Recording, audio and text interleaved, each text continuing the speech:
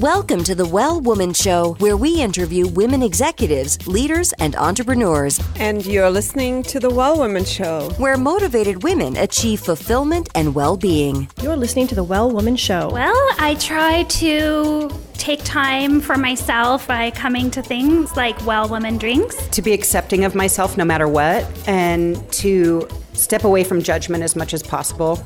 You're listening to the Well Woman Show. You're going to be in for a good ride. I don't think I would have any advice per se because I don't regret anything. Everything I've ever done, I've learned from it, one way or another, good or bad.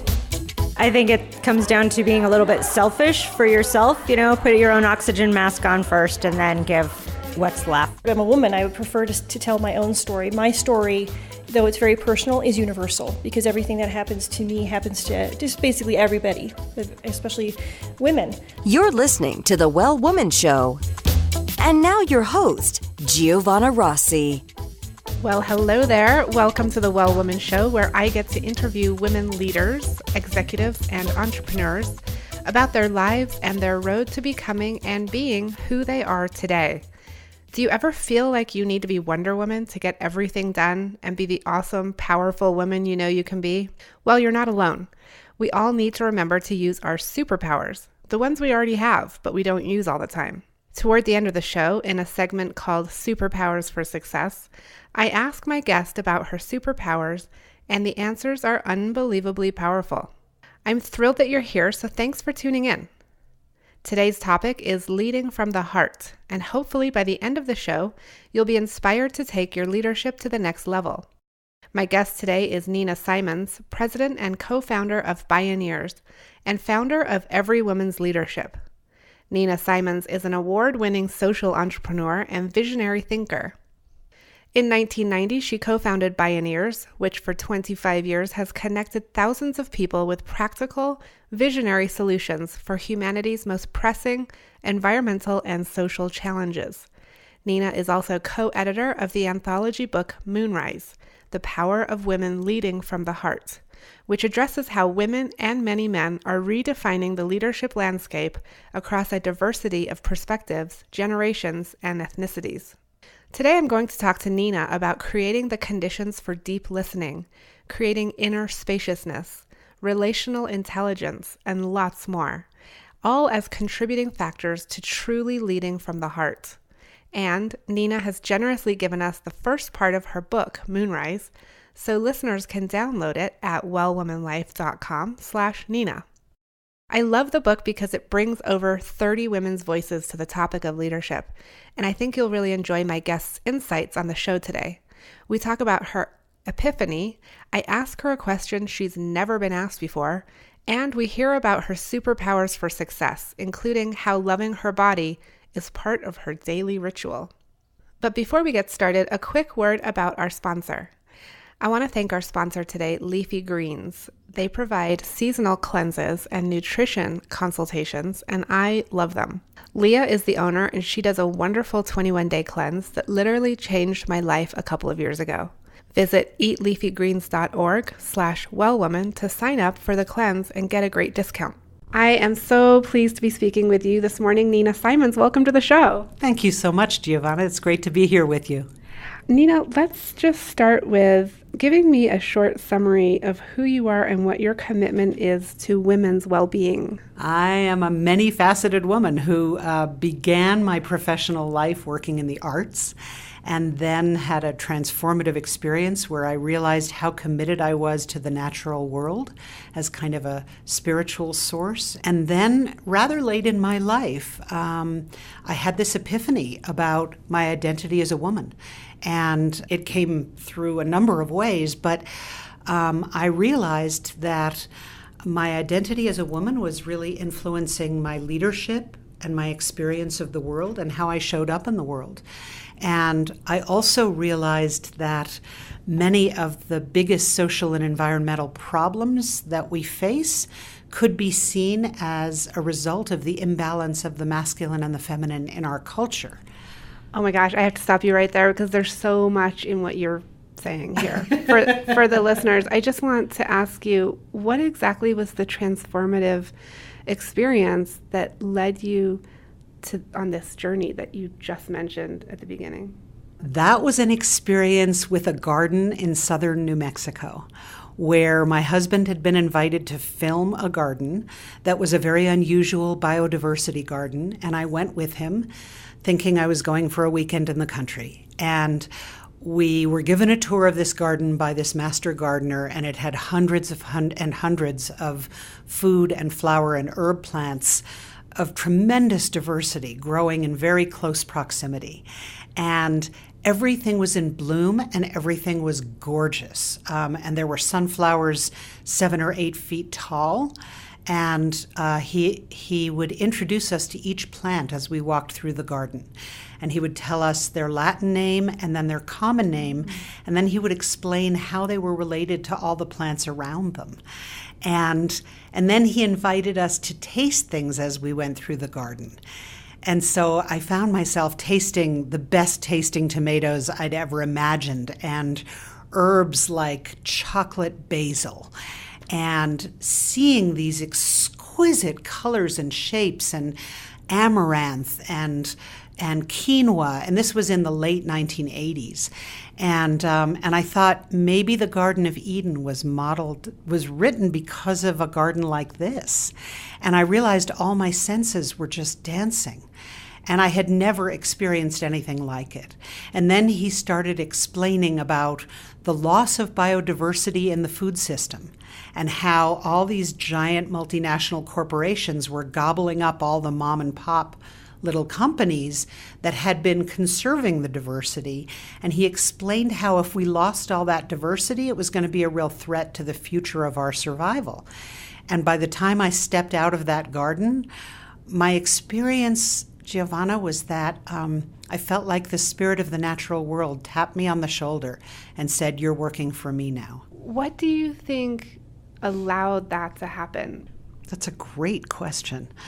I think that I was at a time where I was sort of scanning for what my next body of work was.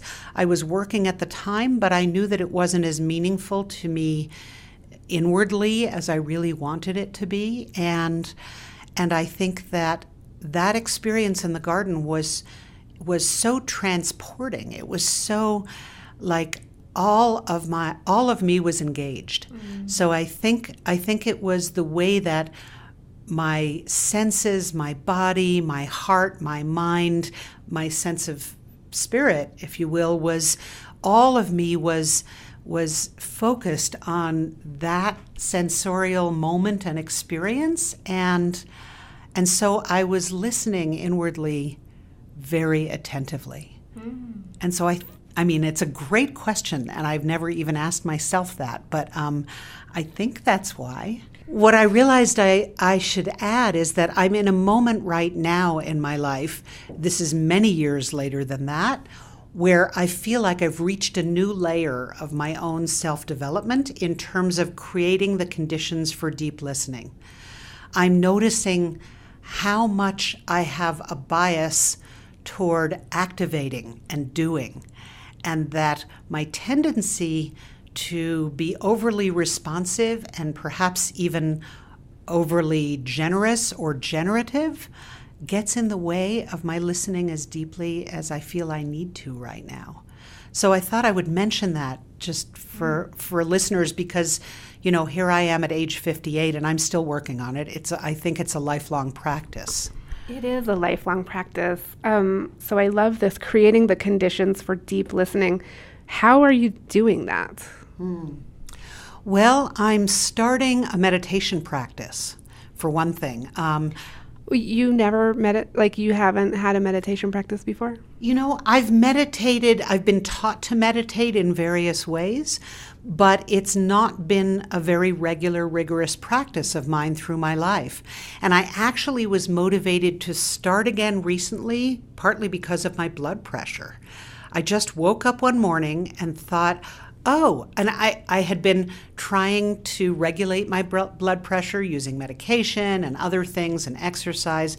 And one morning I just woke up and I knew, I have to meditate. And I meditated that morning before I got out of bed. And when I got up from it, my blood pressure was normal. So it was such fast biofeedback. And so I'm really sort of experimenting right now to see what kind of meditation practice is going to be right for me to continue ongoing. My experience so far is that there is a result from meditating regularly that creates a kind of inner spaciousness that if I don't meditate, I don't have it. I tend to be someone who does a lot very quickly and who multitasks a lot. And so one way of creating more inner spaciousness is the meditation work. And then another thing that I'm doing is I'm really examining my relationship to time, because I think that I have some patterns that have worked well for me up until now, but that I really notice now that I need to change in order to be more effective in my work and my leadership. So your relationship to time, I mean, what I take from that is like you're really busy and multitasking, but what are you really examining there and changing? That's, again, a great question. You're very good at going to the root of things. Thank you. I'm examining tendencies that I have to be late, to schedule so much back to back that my inner experience is that I'm in a constant kind of frenzy from one thing to the next. I'm working with a coach, so because I really realized how unhappy I was about this pattern and the effects it was creating in me and in people around me and in the work. So one of the things that she has me doing is actually trying to schedule 15 minutes before and after every event, which is mind-blowing. Hello. I know. Well, and preparing for each event so that I bring my full presence into exactly what I'm doing at the moment that I'm doing it. I'm also examining my history with time, especially in my childhood years up until age 15. So I'm examining what are my memories of the media messages that I got about time? What are my memories of the messages I got from my parents around time? And what were those? Like you had to always hurry up and get places, or? Well, I think no, they were different, I think that there was a consistent emphasis on activity rather than being, which I think is chronic in our culture, right? And as women, I think it's one of the things we really have to decolonize ourselves from in order to give more emphasis to our experience and not just to our outcomes or our output. And my father worked very hard and a lot of hours. So I kind of got it that was a template for how you did things if you were professional and cared about what you did. My mother was almost constantly busy, and I think it was one of the ways that she avoided her own creativity and her fear of failing around her own creativity. I want to just go back to something you said in your introduction about having an epiphany where you realized you needed to look at your identity as a woman. Right. What was that epiphany and what made you take that road? I was loaned a videotape of a film which listeners can actually see online now. It's called The Burning Times, and it's an hour-long film about the period in European history for about 300 years where systematically women were persecuted and tortured and burned for the supposed crime of being witches. And, we learned about that in this country in terms of the Salem witch trials, but they were a tiny, tiny fractal of what happened in Europe, which actually occurred in almost every country and over 6 generations. And when I saw it, it impacted me so deeply. I realized when I saw it that the legacy of that time is still alive in my bones. It was the first time in my life that I understood, Giovanna, why I had this fear of speaking my truth in public. And it was the first time that I began to understand why all of the human qualities associated with the feminine in me, I tended to undervalue. Whereas all the human qualities associated with the masculine, I tended to overvalue. And just give us an example of some of those feminine qualities versus masculine qualities. What exactly are we talking about? Well, for me, what I realized was I tend to have a very active sense of what I call relational intelligence. And I actually think most women do, because I think that it's both biologically and culturally conferred on us. That as mothers, biology has evolved us to be sensitive to the needs of other people. And so, for example, I am constantly scanning for other people in the room and what they're feeling and what I'm picking up from their body language and what their needs are. And in many ways, part of my self-development has been as an adult to learn how to hear myself as well as I can read other people. So, I think this is a gross oversimplification, but I think that our feminine qualities include deep listening and receptivity, empathy, relational awareness, and intelligence, a tendency for collaboration and connection, actually, where I think the masculine in us tends to incline us toward individuality and focus. I think the feminine inclines us toward a more contextual overview that takes into account many more of the factors. So it's a really interesting thing. I mean, I agree with you that it's really shifting. And for me, it was a moment where I realized that I had been succeeding as an entrepreneur and as a businesswoman mostly through my masculine traits. And I really wanted to cultivate my more feminine side so that I could live in greater balance and be able to draw from anywhere on that gender spectrum. I just want to know if you were so successful, which you were, when you were using those masculine traits most, how did that impact your quote unquote success when you started really focusing on the feminine? Well, it's an ongoing story. I don't think it was like flipping a switch. I think you asked a different question than I thought you were going to. I thought you were going to ask me what motivated me. And so I thought, what motivated me? And what I realized was that what motivated me was a desire for greater fulfillment in my own life, that even though all that sort of masculine-based activity was working, I wasn't very happy. And I wasn't really enjoying my work, even though I liked it in a big picture way. But my inner experience of it wasn't really as yummy as I wanted it to be. And so I think, my life feels like it's as successful, it's different, and I'm continually learning. I still feel like I'm in a process of what I call decolonization from a patriarchal culture that's causing me to keep peeling away layers of learned behavior to live in a more balanced way. And again, I think that men are also going through this, trying to understand their role in a patriarchal culture. Absolutely, although I think it's worth noting that we're all struggling to reclaim a healthy definition of what the masculine and the feminine really are. Because actually, I think we've inherited a lot of very messed up definitions that have caused very painful outcomes and behaviors, and perhaps as or more damaging for men as for women. So, yeah, I agree. Well, I'm speaking with Nina Simons, co-founder of Bioneers.org.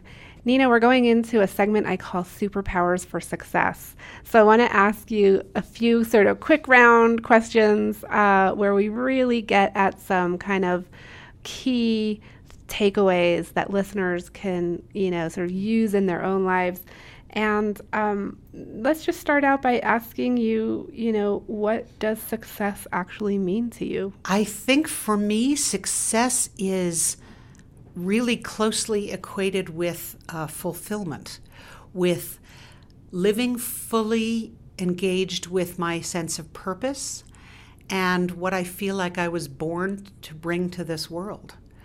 And at the same time, I think success, as I'm getting older, I'm learning that success not only is about measured by me, by my impact on the world, but my own sense of what I call congruence or coherence, which includes my self-care and my ability to really value and cherish myself, as well as the people around me and the causes around me that I really love and care about. When did you know, Nina, that you were really good at what you do?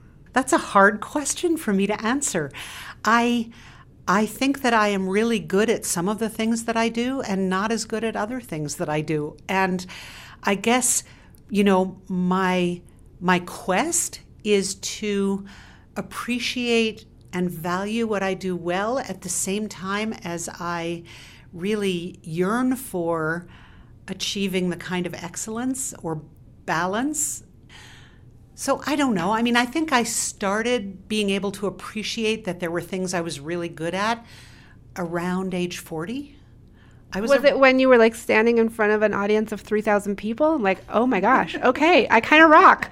Or was it like when was it something else, more intimate? That's a great question. I started being acknowledged for my leadership when I was around age 40, and I realized that I had a very mixed reaction to it. Like, some part of me was flattered, and a lot of other parts of me were like, don't put that label on me. I didn't want to be called a leader, and I didn't think I had earned it or deserved it. And a few years after that, I was given an assignment to write the story of my relationship to Bioneers. And what I wrote was that I believed that I was supporting my husband's vision. And it was kind of shocking and horrifying to see that I had written that. And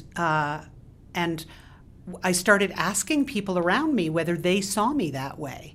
And my husband was startled and said, not at all, and my colleagues, my male and female colleagues, said, no, we see you as bringing equal amounts to this work to him. And so I realized that that was my own inner story and that I could change it. Mm. And I think it was through that process, as I began to really assess and sort of take stock of what I was good at and then reclaim it and really own its value, that it was an internal process, not standing in front of people. Mm. But there is another piece which was kind of great. I mentioned in the beginning that my earliest aspiration was in theater, in the arts. Mm. And I worked in theater when I was in my 20s. And I really wanted to do something that I called transformational theater, because I thought it would help. I thought it was the best way to change people's consciousness that I had seen. And then I discovered how hard it was to earn a living at it. I got very cynical and I gave up on that dream. And so sometime in my early 40s, I realized with Bioneers that I had achieved my dream of doing transformational theater. It just had a completely different form than I had ever thought. Oh, so that was a beautiful, fulfilling moment. That's cool. Yeah. Nina, describe one personal habit that contributes to your well-being. Well, the habit that I would describe is actually a ritual that I invented for myself, because I realized that I had a habit of getting out of the bath or shower in the morning and seeing myself in the mirror and thinking all these negative thoughts about what was wrong with my body. And I thought, that's terrible. I am doing violence to myself and I don't want to keep doing that. And so I invented a ritual which I am truly disciplined about, one of the most disciplined things in my life. And every time I get out of the bath or shower in the morning, I actually anoint my body. I make a scented oil with essential oils, and I spend less than 5 minutes consciously anointing my body with this oil that smells wonderful, and I pour love into my body. And so it's a ritual that I love, and I highly recommend it for every woman. Love that. Yeah. Nina, what superpower did you discover you had only to realize it was there all the time? I think a power of connecting with people in a very intimate way, whether it's one-on-one or whether I'm speaking from a stage. I think that might be the superpower that I would claim. And how important is it to put yourself first with no judgment, guilt, or shame? Is that hard to do? Oh. I mean, I know it is. It's really hard to do. And I think it's incredibly important. I found that, I grew up with a belief that service was good and self was bad. And so I have been disabusing myself of that belief and shifting it consciously in every way I know how for a lot of years. And it's very tenacious. I think it's a culture-wide thing that women grapple with, because we are all so affirmed for being in service and generous and caring, and we tend to get so much crap for taking care of ourselves. And so I think it's essential. I think it's one of the most core principles of leadership, is that if we don't honor ourselves and the unique instrument we are here to bring, then we burn ourselves out and we perpetuate a culture of violence. And lastly, what advice would you give your 25-year-old self? Oh, I would tell her to be kinder and more patient with herself. I just remember her being very anxious and very impatient about knowing what her path was, about having uncertainty about who I was in the world, about wanting a partner and not being able to find one, and all the things that really it took me the next 5 to 25 years to figure out. And so I would encourage her to be much kinder to herself and more patient.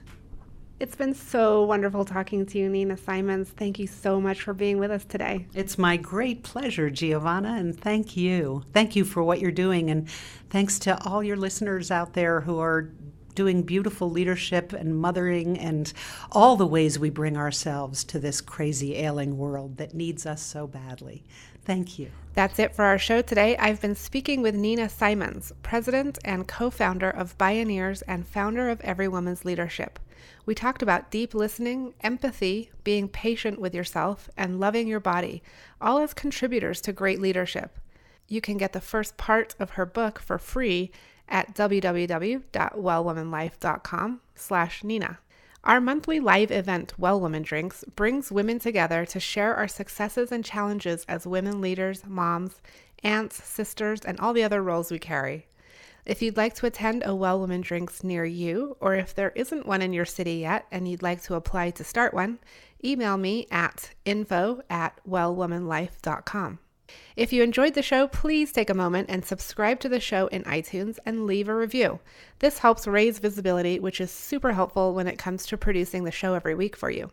For feedback, comments, or just to let me know you were listening today, find me on Facebook, Twitter, and Instagram at Well Woman Life. I'm Giovanna Rossi for The Well Woman Show. Until next time, have a super duper triple awesome week.